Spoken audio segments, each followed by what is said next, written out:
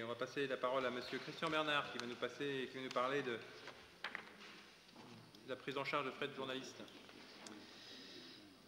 Oui, donc la délibération pour les prises en charge des frais de journalistes, en fait, il s'agit de la promotion des parcs et jardins de Presqu'île-en-Fleur, plus largement de la ville, et vous avez le descriptif des dépenses relatives aux événements. Qui vote contre? Qui s'abstient? Délibération adoptée à l'unanimité. On continue sur l'avenant pour l'organisation des activités socio-éducatives. Il s'agit du marché attribué aux Francas de la Manche en juin 2012. Les Francas de la Manche ont sollicité la collectivité par courrier afin de faire modifier les modalités de règlement et de supprimer l'avance prévue, qui était donc de 20%. Un avenant au marché doit être conclu.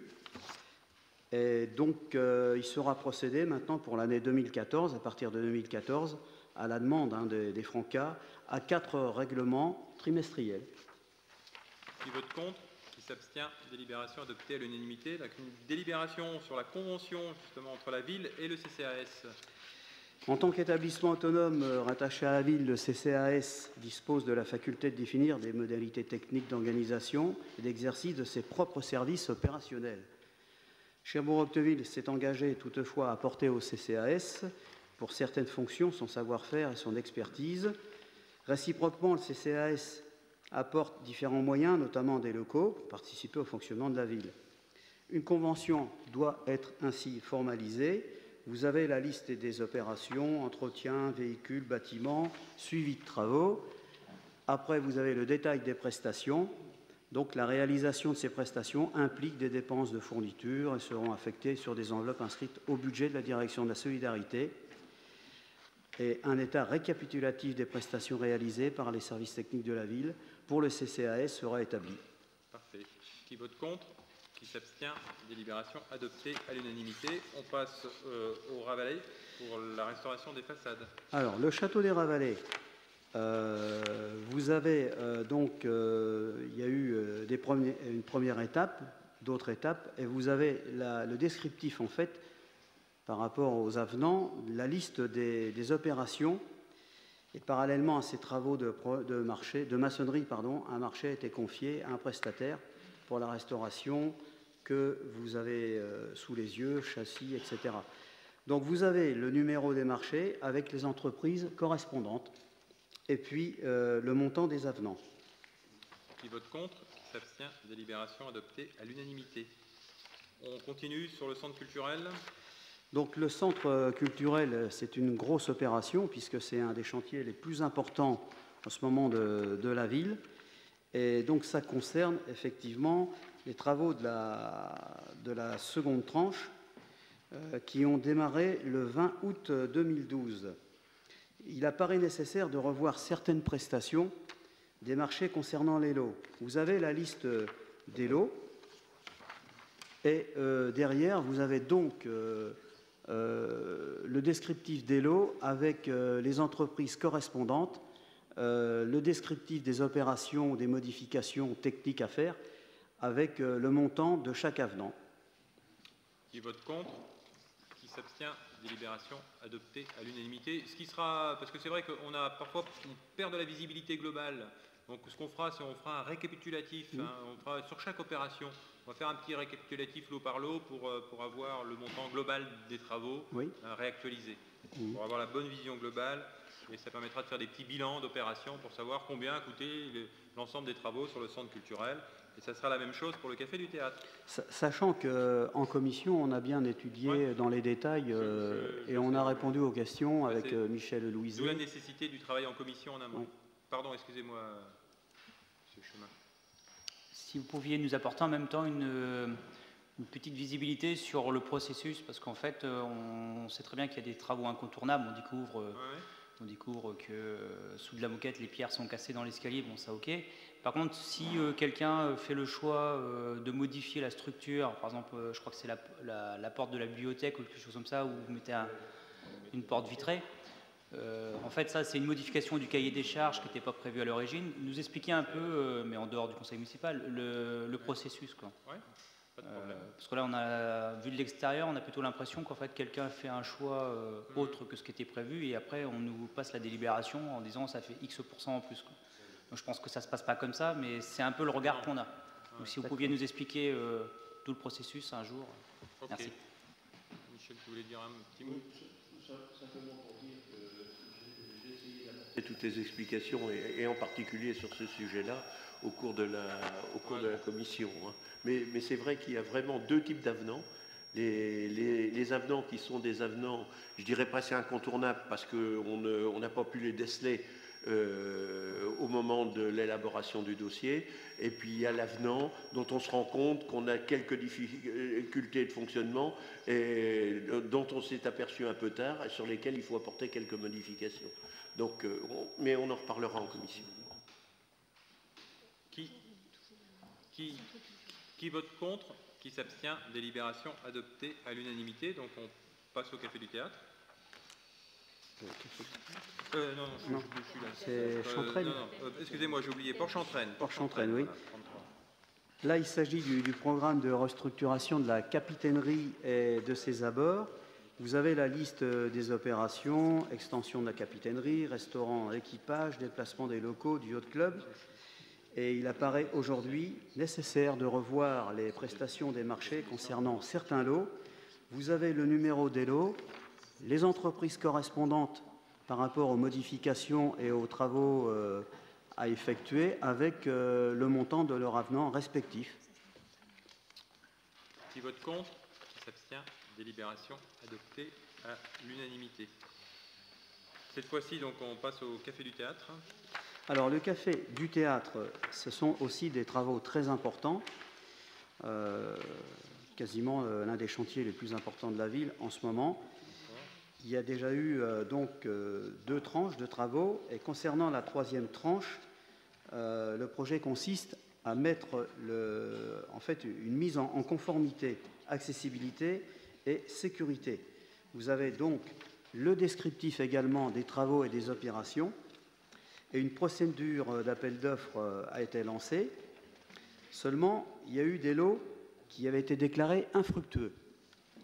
Donc là, vous avez la liste des lots maintenant qui ont été retenus par la commission d'appel d'offres, les 3, 7 et 10, le 13 et le 14. Donc on vous demande de voter pour cette délibération concernant ces lots qui avaient été déclarés infructueux. Qui vote contre? Qui s'abstient? Délibération adoptée à l'unanimité. Vestiaire de la Manicierie. Les vestiaires de la Manicierie. Donc, les travaux sont en cours. Il apparaît presque terminé. Il apparaît nécessaire de revoir les prestations de certains lots. Vous avez le numéro des lots, les entreprises correspondantes aux lots, les modifications techniques et la mise en œuvre donc des travaux correspondants avec leur... Qui vote contre? Qui s'abstient? Délibération adoptée à l'unanimité. Le gymnase sur les terrains allés. C'est la même chose, les travaux sont en cours, devraient s'achever au mois de juillet cette année. Mais il est nécessaire de revoir quand même certaines prestations concernant des lots. Vous avez le descriptif des opérations également, le numéro des lots avec les entreprises correspondantes et le montant de leur avenant. Je vous laisse. Oui. Donc là, sur le gymnase allé, alors moi je suis pas... C'est pas pour moi. J'ai le vertige, donc... Il y a la problématique du mur d'escalade, en fait. Ouais. Donc on en a déjà parlé en commission, mais ma collègue m'a demandé de réappuyer sur le sujet. En fait, un mur d'escalade avait été plus ou moins promis au moment de la construction, pour la construction de ce gymnase. Ce mur d'escalade ne sera pas mis en place, donc on nous a expliqué la raison. Pour autant, il se pose la problématique de l'absence de mur d'escalade sur Cherbourg. Et donc, on voudrait avoir des précisions sur ce dossier, parce que c'est quelque chose qui avait été plus ou moins promis, si j'ai bien compris. On peut en parler, parce que ça fait partie aussi de nos questions. Donc, voilà, oui, tout à fait. Voilà. Mais comme c'était normalement implanté dans ce gymnase, je préférais le repréciser.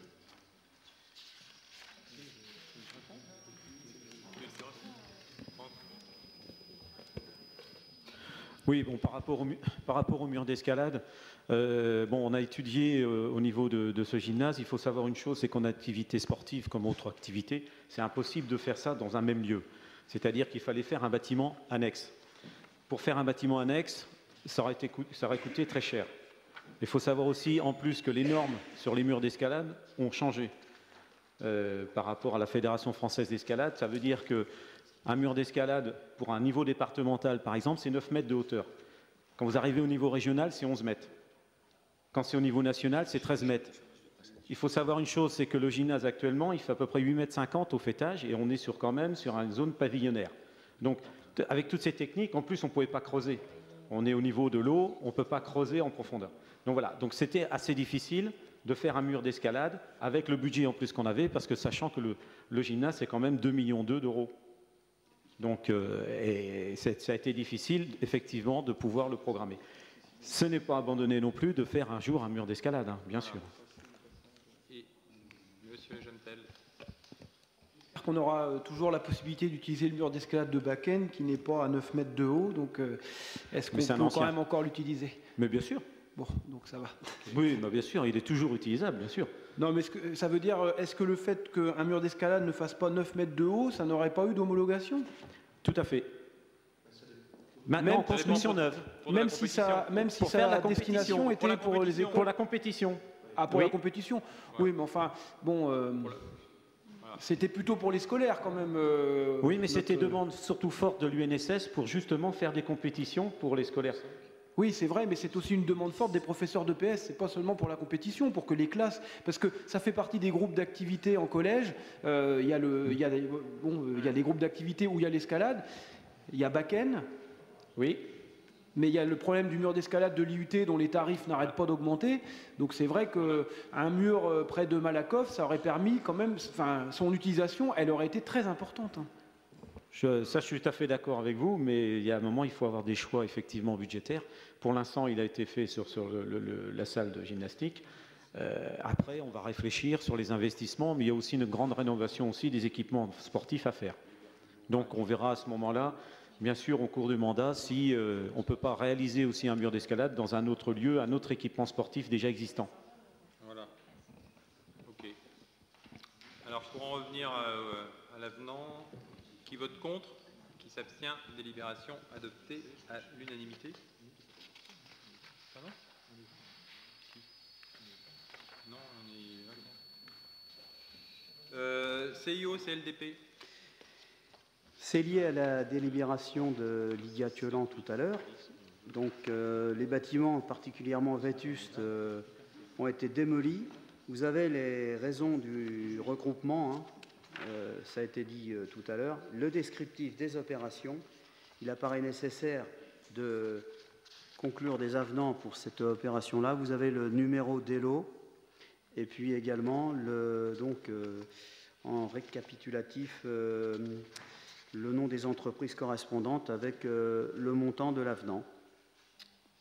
Qui vote contre, qui s'abstient, délibération adoptée à l'unanimité.